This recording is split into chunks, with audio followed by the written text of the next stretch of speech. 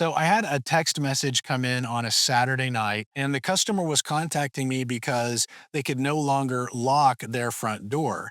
And so that's what they wanted me to come out and solve. So I came out the next day on like a Sunday afternoon. And the reason the problem was happening was because their house had shifted and there was actually a crack on one side of the door at the top of the wall, and it was throwing the door off. And so, in addition to the door no longer lining up to the lock, it was also difficult to open and close it. And so, first thing I wanted to solve was getting the door to be able to open and close easier because that really was difficult at the time that I had shown up. It was in a bad scenario. And so that problem ended up being a rubber seal at the bottom of the door that is there to keep the bugs out. And it also helps with insulation.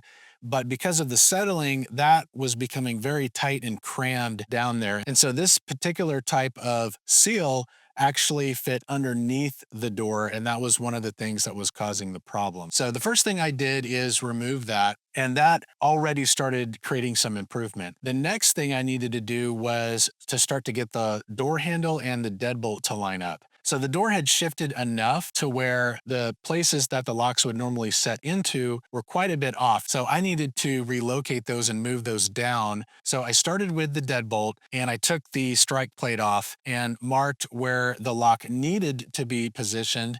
And I cut out a new area for that and moved the hardware. And then I did the same thing with the door handle below it, just repeated the process, took off the hardware, cut out the new spot where the latch needed to go into, and then resecured that hardware back in its new place. And once the customer saw me taking care of that, they also asked about the screen door, which was also not lining up. And that was being caused by the same problem. The metal piece that the screen door connected to needed to be repositioned so that it could latch properly again. And so I went ahead and took care of that as well. I just had to move it around a little bit and use some new screws that needed to be longer to be able to work in this new place where it was going to be positioned. And so we got that back on track. And the last thing that was needed was to put a new type of door sweep at the bottom of the door that would be able to serve that same function of keeping the bugs out and adding some insulation there. However, because of the circumstance of the door, we needed to use a different type of door sweep than what had been there before.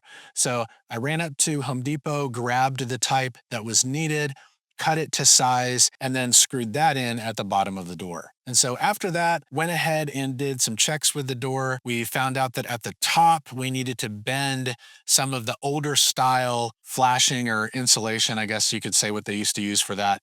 We needed to bend that down a little bit because there was a little bit of light showing through at the top. And once that step was done, then their door was working great again. It was very easily be opened and closed. The locks lined up. They had a new door sweep on there. And that was really what they wanted, was to be able to keep their door. They had gotten some other bids from people talking about wanting to replace their door, but the main thing that was important to them was being able to keep the door because they liked the decorative look of it on the front. And so it really was a perfect match for a service call for what I do, because I am not that person that's trying to come in and turn it into this big job. I actually focus on the small jobs. And there are many times when someone just wants to fix what they have and keep it going. So in the end, their door was fully functioning and working again and ready to be used for many, many, many more years.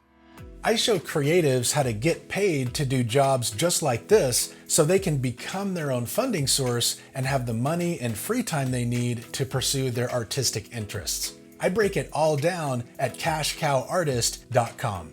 The link is in the description.